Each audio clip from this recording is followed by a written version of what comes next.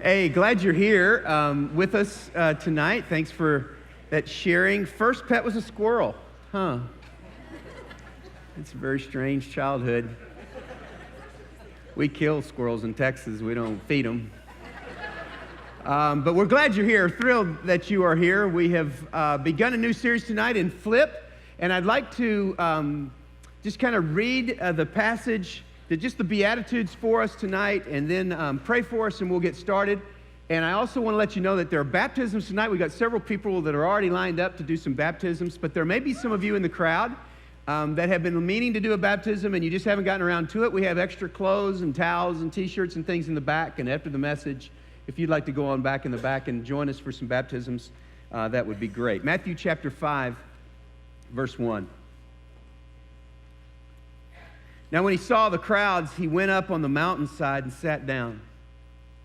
His disciples came to him, and he began to teach them, saying, "Blessed are the poor in spirit, for theirs is the kingdom of heaven. Blessed are those who mourn, for they will be comforted. Blessed are the meek, for they will inherit the earth. Blessed are those who hunger and thirst for righteousness, for they will be filled. Blessed are the merciful, for they will be shown mercy. Blessed are the pure in heart, for they will see God. Blessed are the peacemakers, for they are called sons of God. Blessed are those who are persecuted because of righteousness, for theirs is the kingdom of heaven." God, thank you for the freedom and privilege to be able to meet tonight. And as we jump into this teaching of yours, God, would you please allow your Holy Spirit to come and be our teacher? And there's just no way I can communicate this without your help. Would you give us an understanding of this that really does represent your character? Would you give us a way of getting our hands around it at a deeper level, not completely, but at least at a little bit deeper level, so that we could, in fact, live in the freedom that I believe you intended it to bring. We know that there are some who have come in the doors and they are heavy and burdened with thoughts of the day or their families and relationships or the situations in their life. Pray, God, that you would give them just a little bit of a section now of time where they're free from thinking of those things, and we would be able to concentrate on you and not just become smarter sinners, but to become more like Jesus. And we ask it in his name. Amen. When I was in the 7th grade, I was not in an athletic family. I was not raised in a family where we did sports growing up. And so my father was never around, so I just grew up in this family that was not athletic. But at the 7th grade, I decided that I wanted to try to make the football team. And so I went out for the school football team and did not make the team, made the B team. They had 2 full teams of about 45 or 50 players each, and I made the second team, or the B team. And right away, I began to learn something about what it meant to be on the B team. First, we were given jerseys that had been used probably 8 or 10 years before, and been several years while they were been used by the B team for a long time. And the pants that we used were super heavy and real thick cotton and very, very hot.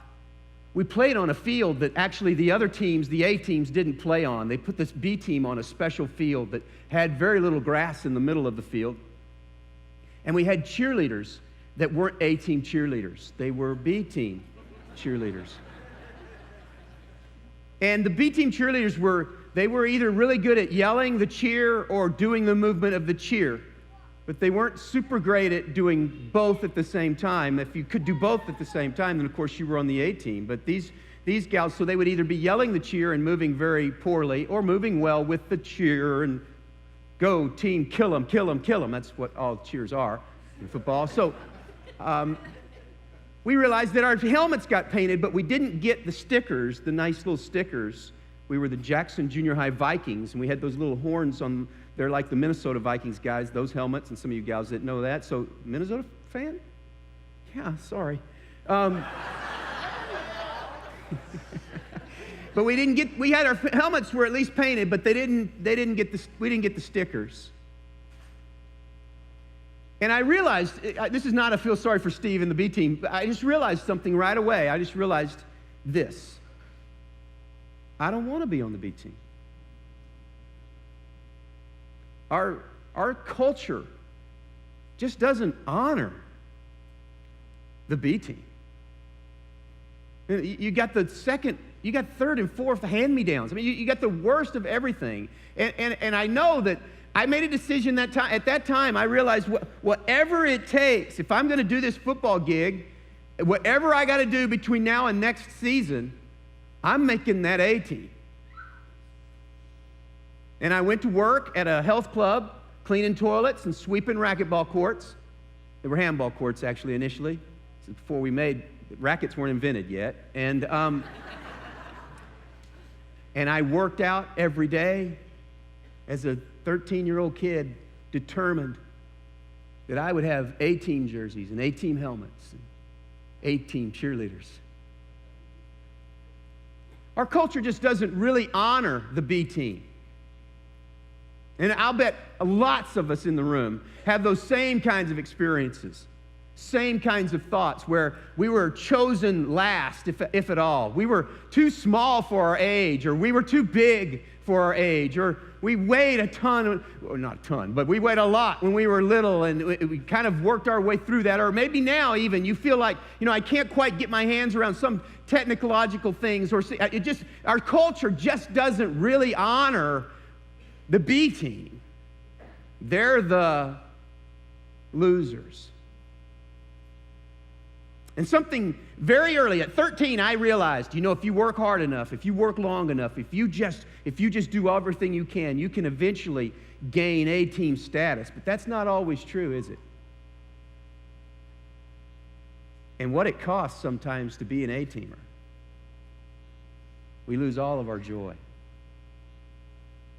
Well, Jesus' teaching is about how he feels and how God views the B team. It's about how he would look on this crowd and how he would respond to you if he had the chance just to visit with you one-on-one and personal. This sermon, Matthew 5, 6, and 7, called the Sermon on the Mount, is by far Jesus' most famous teaching. There are thousands of books and tens of thousands of articles written on the Sermon on the Mount. It is his best known, longest discourse. Now, Matthew's a unique book in that it has 5 discourses, 5 sermons, 5 teachings that Jesus gives. But this Sermon on the Mount in chapter 5, 6, and 7 is by far his most famous. And I believe that it is a sample of the kinds of things he was saying all the time. If you go to Luke chapter 6, you see that there's a very similar sermon given there. It's much shorter in Luke, but it's very similar in terms of some of the things that are taught. And I believe that what we have in Matthew 5, 6, and 7 is a sermon not that he gave once, but that he probably gave many, many times. And so I want to make sure that we kind of jump in and take our time. We're going to take several weeks just on the Beatitudes part. It's going to take us all the way to August to get through the Sermon on the Mount. And I want to make sure that you and I can get the time and have the opportunity to wrap our hands around some of these things, because this I'm sure of. Jesus did not just come to establish another set of rules for another religion. And we will see his heart in this sermon in ways that are fresh and new for me, and I hope that they will be for you as well. To kind of get our hands around it, we first need to talk about where it all happened and the setting and the location of this. I've got some video from when we were just in Israel, and I want to show you, because this sermon is happening on the north shoreline of the Sea of Galilee. And so we have an opportunity to go up into a church. It's coming to have a church. We're standing here inside of the church. That's the church of the Beatitudes. built there on the top of a mound. And then the thing I wanted you to see was not us there, but as it swings out right in here, then you can begin to see, now we're looking down towards the Sea of Galilee. Right in here is a thing called the Valley of the Dove. Right down in here would have been Magdala. Here's Sea of Galilee right here in the shorelines. And then probably the sermon was not up on the top of the mountain, but probably down closer to the shore. And then there's some bushes. And we're waiting on this camera. As it pans to our left, that would have been where Capernaum was, and where Jesus would have been, his hometown, where it would have been over in this area, over in here. See, here's more Sea of Galilee. It's just a giant lake, really. And you would have been able to see that that would have been the place that he made kind of his home base, right on the northern edge of the Sea of Galilee there. And as you were there, you could see that it was all pretty close. And people were starting to come. Watch this. Verse 23 of chapter 4, it says, Jesus traveled throughout the region of Galilee, teaching in the synagogues and announcing the good news about the kingdom.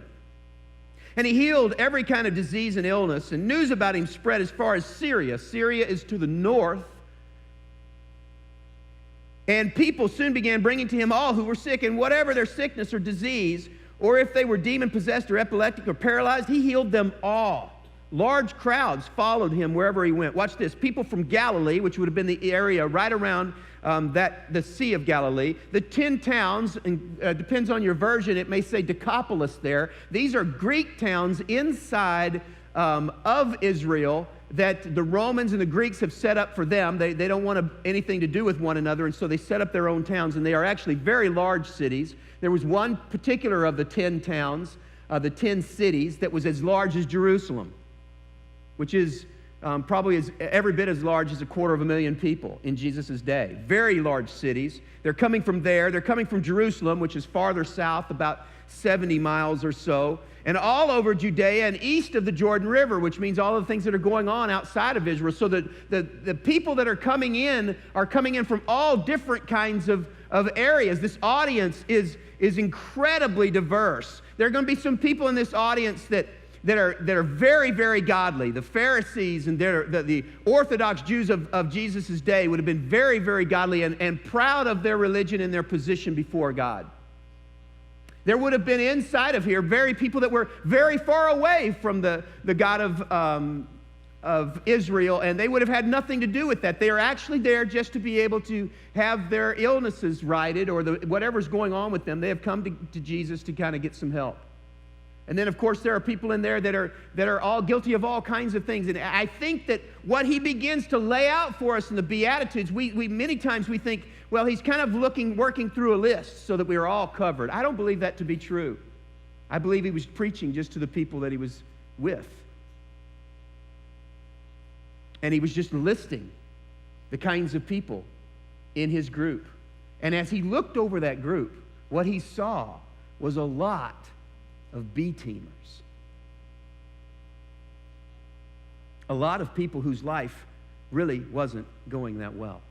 Now, this next part, you've got to wrestle with this and come to grips with this for this to be really a word of hope for you. Because what I believe the Beatitudes become is an announcement of the good news. If you remember, I just read it in Matthew chapter 4. It says that he was teaching in the synagogues and announcing the good news of the kingdom. I believe what the Beatitudes are an announcement of the reality of what it's like in the kingdom of God. It is not, men and women, a list of things you need to do to be able to get accepted by him. I've been studying for this series for a long time, getting ready for it, and I've found at least 7 different interpretations about the Sermon on the Mount and what it means for us today. Now, I don't have time to go through them all, but let me just say that mostly what they say the error is, I believe the error in most of the interpretations are, that the Sermon on the Mount is not for now. It's for some other time or some special group. Or it's a list to get righteous. You see, you want to be blessed? In fact, there's several books out. You want to be blessed? Well, they'll say, this is how you do it. You get poor in spirit. You mourn. You get meek. You hunger and thirst for righteousness. And on and on and on down the line. I don't believe that's what Jesus is saying at all. I don't think he came to give us another list. That's not good news. How is that the good news? What I believe he's coming is he's giving us a list and a statement of the reality of the kingdom of heaven. First one, blessed are the poor in spirit. Blessed are the B team. What does it mean to be blessed? What would that kind of, well, let me say this. While you're wrestling with this, go back to blessed, thanks. Because while you're wrestling with this, I want to show you that this is consistent with the kinds of things that Jesus is doing all the time. Let me just show you one little picture of it. This is cool. Luke 19. In Luke 19, Jesus enters Jericho and was passing through, and a man was there by the name of Zacchaeus. And Zacchaeus was the chief tax collector of the region. Interpretation for our days, most hated of all the Jews. Scum of the earth. He doesn't even make the B team with the people of God. He is hated, and he is making a living off of cheating his fellow Jews. Okay? So the worst of the worst. Just put that in your mind. And he was wealthy. And he was wealthy off of all the poor people in his area. Watch this. He wanted to see who Jesus was, and being a short dude, he could not because of the crowd. And I relate to that. So he ran ahead and climbed a sycamore fig tree to see him. Now watch this. When Jesus reached the spot, he looked up and said to him, Zacchaeus, come on down immediately. I must stay at your house today. What is he doing? It would be impossible in Jericho to pick anyone more hated than Zacchaeus among the proper Jews of that city. Impossible. And as Jesus walks through there, he says, hey, I must go to your house today, because blessed are the poor in spirit. What's blessed mean? I want to suggest to you that it means this. It means that God is saying to you, I'm on your side. I am with you and attentive to you. Blessed are you if you are poor in spirit. If you are absolutely B-team loser, I am with you. I am still on your side. Now, there's all kinds of confusion about what poor in spirit might mean. But it's, I think, a recognition, and it's not even a recognition, it's a statement of the reality of how we stand up against the holiness of God. You see, when we're honest, really, about ourselves, we really, the truth was, when I was in the 7th grade, I didn't deserve to be on the B team. I didn't know squat about football. I couldn't even get my pads on without help. And when we're honest about ourselves here, really, even the ones that look the most together tonight, we realize we don't have it near together. And so what we've got to do, see, we've either got one or two things. We've either got to pose and fake it, which we're good at, and live in that weird guilt, shame thing that if anybody ever really saw us for who we were, we're screwed.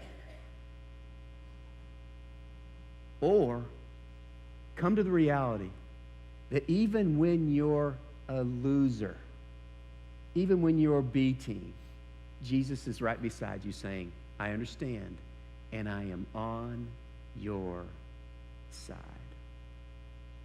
Now that is good news. The reality of the kingdom of heaven is that when you're at your worst, the atmosphere that you exist in before God is not one of anger and one where he's trying to beat you down, but it's one where he is for you and on your side and understands the frailty and weaknesses that you have. I just had something a few weeks ago. I had something happen, and I had done something that I knew I shouldn't do, and I went ahead and did it. I know that no one in this room has ever done that, but I did that, and then I felt kind of guilty about it. Well, not kind of. I felt pretty guilty about it. And then I thought, I was going to do a bike ride today, but you know what? I better not do a bike ride now. I'll probably have a flat. Or maybe I'll get hit by a car. See, it's that kind of mentality that I had when I was in the 7th grade, that, you know what? I'll be good enough for God. I'll earn God's favor. And when I don't, I better kind of watch out, because maybe he saw. And then he's going to get even. And the truth of the matter is in your worst moment, even though this may sound like license to live however you want, in your worst moment, God saddles up beside you and says, I'm with you. I'm on your side. That is good news. That is freedom.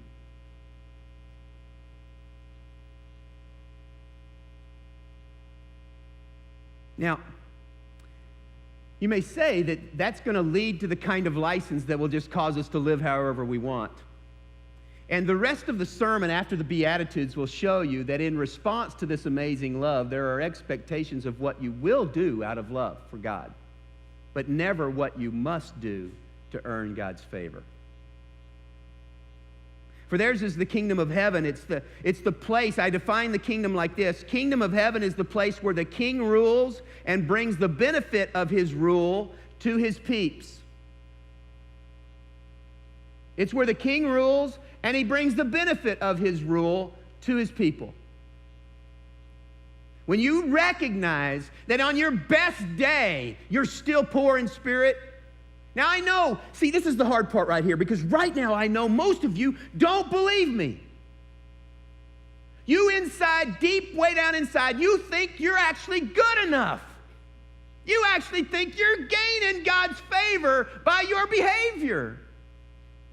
You actually think there are days when he loves you less because you blow it, and there are days that he loves you more because you don't. And the good news of the kingdom of heaven is that in each of those situations, when you're good, when you're bad, when you recognize and understand where you are, you know all the time that you're the poor in spirit. Now, many of you are saying, oh my gosh, people are going to just live so crazy that way. I'm just telling you what Jesus said. That in those moments, when you look down and you realize, oh, I didn't even get stickers on my helmet. I am a loser. Jesus would saddle up beside you and say, I'm on your side. I am with you. This is the distinction between Jesus Christ and all other religious leaders, is that he did not come to give you a list to earn God's favor. He did not come and say, get your stuff together and then I'll answer your prayers. He came mindful of how much we blow it and said, even then I extend grace to you. I extend it to you even when you don't deserve it.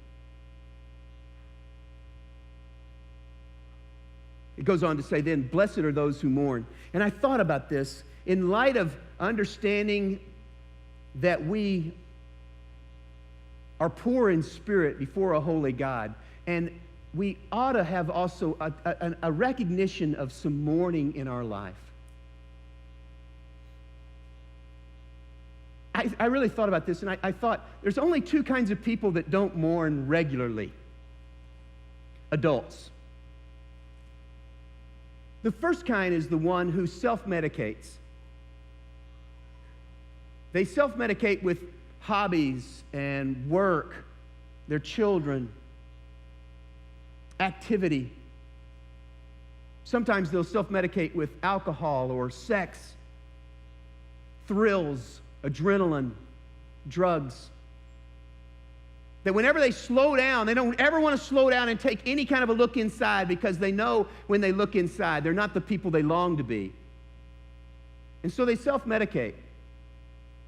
That's one kind of person who never mourns. There's some of you in that category here.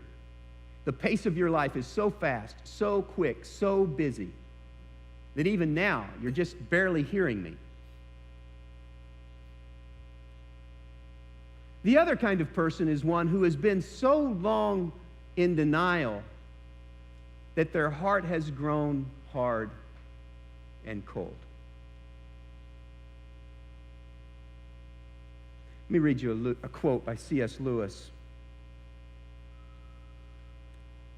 He says this: "To love at all is to be vulnerable. Love anything, and your heart will certainly be wrung and possibly broken. If you want to make sure of keeping it intact, you must give your heart to no one, not even to an animal.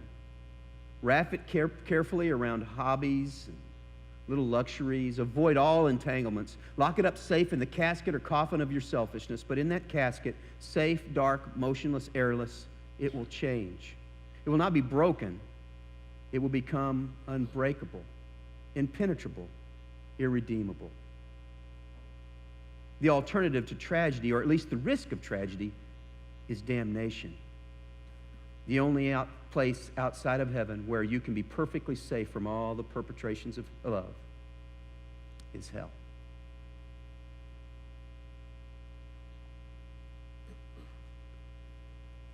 The promise to those who mourn is that they will be comforted. Those today in deep sorrow here among us, lost family members or keenly aware of relationships gone south, maybe friends who have left you or health that has deserted you,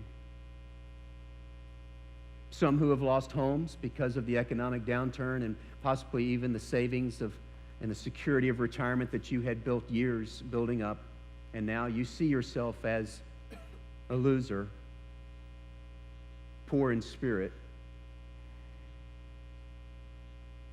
And the promise to all of those who recognize that, who live in that, is that they will be comforted.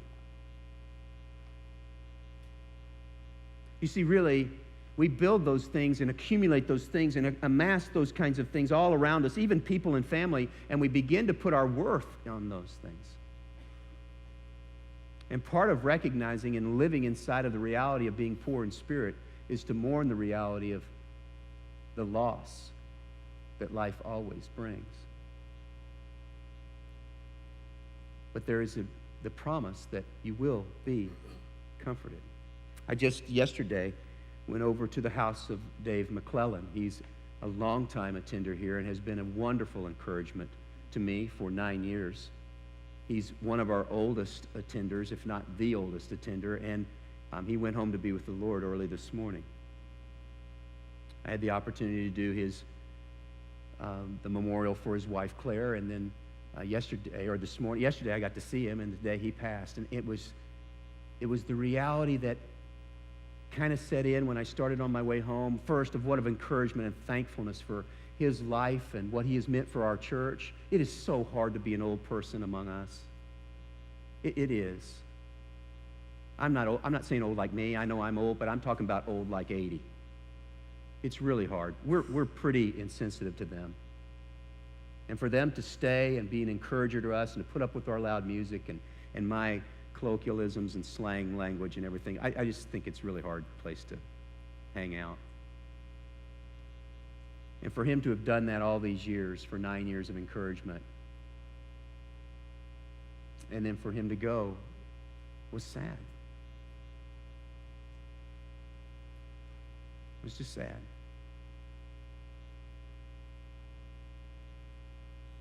And the promise and the reality. First, I rejoice for him because he's reunited with his wife, Claire, who he has dearly missed. He no longer has to put up with our loud music, and he's got a lot better preaching up there, too.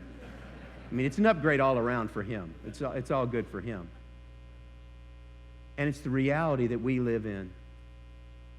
That if you're paying attention, men and women, if you're paying attention, you're probably mourning on a fairly regular basis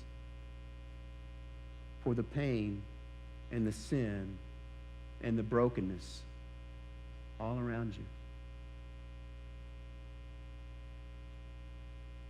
And the good news is that even in the midst of all of that, God is still on your side.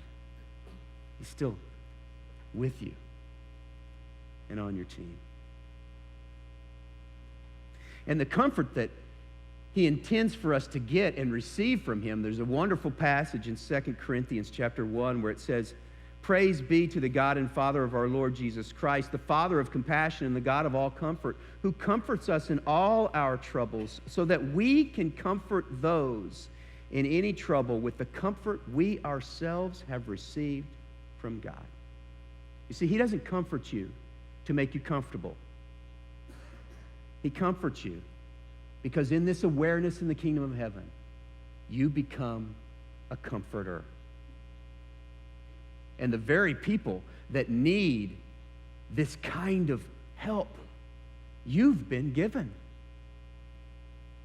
And you thought that comfort was coming to you, but the truth was it was going to someone else, and it just happened to bounce through you on its way to somebody else. This is good news.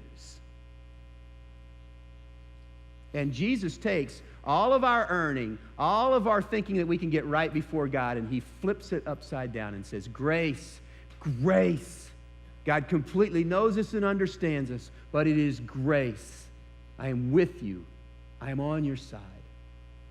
Even when you are a loser, even when you don't even make the B team, even when life hurts so bad that you can barely look up from your own belly button to pay attention to anyone else. In all of those instances, I am with you. You are blessed. Now, it's not something you got to get. Here's the weird part here about application. It's not something I could say, come on up here, let me pray for you that you'd be blessed. Let me ask God that you would have this blessedness on your life. Here's the reality. You already got it. You're already blessed. This is the reality you live in inside the kingdom of heaven. Now, who's in the kingdom of heaven? Those who submit to the rule of the king. What would we say the kingdom was? Where is it?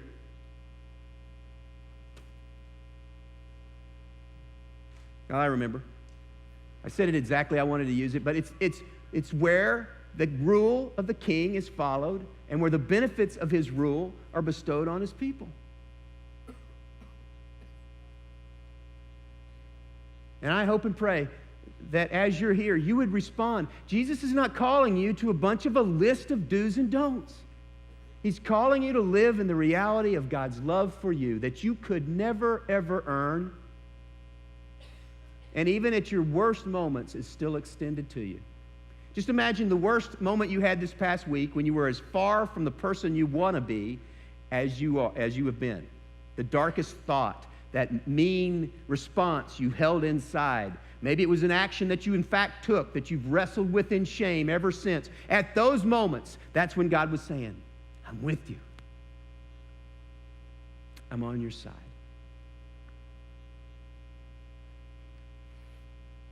I would hope that you would recognize the blessedness that is already yours. Now, that doesn't mean you just live like you want. God's going to help shape you.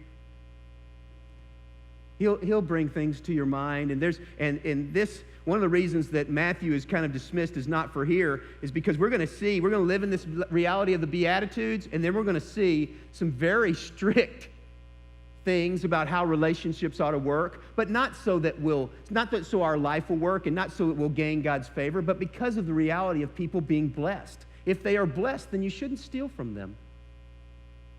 If they are blessed and children of God, you shouldn't violate relationships with them. You shouldn't treat them as if they're here to satisfy your own ego and your own sexual pleasure. You should talk to God as if he was really your friend, because the truth of Beatitudes is he in fact is.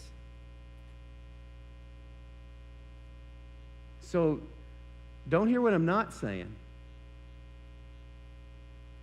What I'm trying to say is that grace is not opposed. It's not opposed to effort. It's just opposed to earning. And some of y'all are knocking yourself dead to try to get off the B team.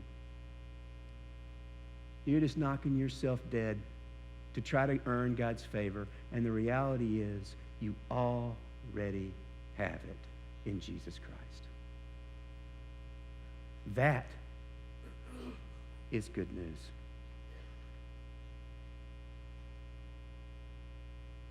And Christ came to proclaim and announce this wonderful reality and to make provision by death on the cross and resurrecting from the dead to guarantee our inheritance as children of God. There's going to be some in just a moment, and as I close in prayer, those of you who have arranged already to be baptized, you can come on back. But there may be some here who have not been baptized, and this would be a great opportunity for you to do that as well. You can just come on, we'll find something that'll fit, maybe. And if we won't, you can just baptize in your clothes too. It's all good. I mean, it might be a reality of a statement of saying, this is the reality of the kingdom of heaven in me. And I submit to that example that Christ left me. I hope that others of you, as we're singing, you'll think, am I on a treadmill of religion? Have I allowed my faith to somehow become a work and an effort to make the A team? Have I allowed myself to get into that? It's so easy. Lists are good. We like lists. We're good at lists. Right? I mean, that's way easier. Give me 5 things to do, and if I do them that day and check them off, doesn't have anything to do with my heart. Nothing to do with my attitude about why I did it. But if I had a list, I can work my way through a list. And Jesus wants to go so much deeper than that. He wants to go behind that into the attitude and the heart. And then once you get there, once you start to love God with all your heart, soul, mind, and strength, He'll say to you, live as you want. There are no lists. Just love me and live inside my rule, my kingdom. I hope that you'll respond to that. I'm so excited. I think this is the perfect series for us as a church. And it's just by God's providence that we're here. But we're in a spot right now where you might think as a church, we're kind of kicking butt for Jesus and we're kind of doing the list and maybe we're gaining God's favor. God's not keeping score up there with some lists. He wants us to recognize the blessedness we live in and to relax in that. Let me pray for us.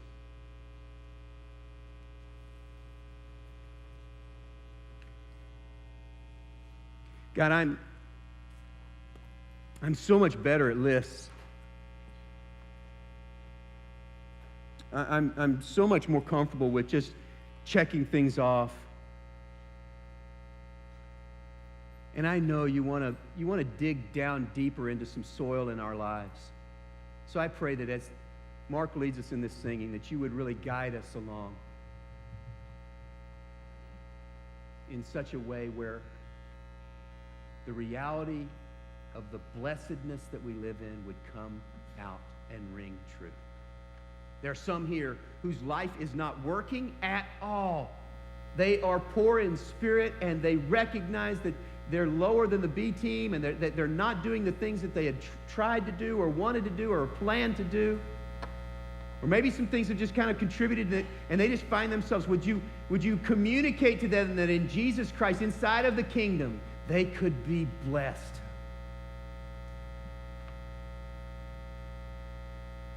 And there are some here who are also extremely sad about the loss that life has dealt.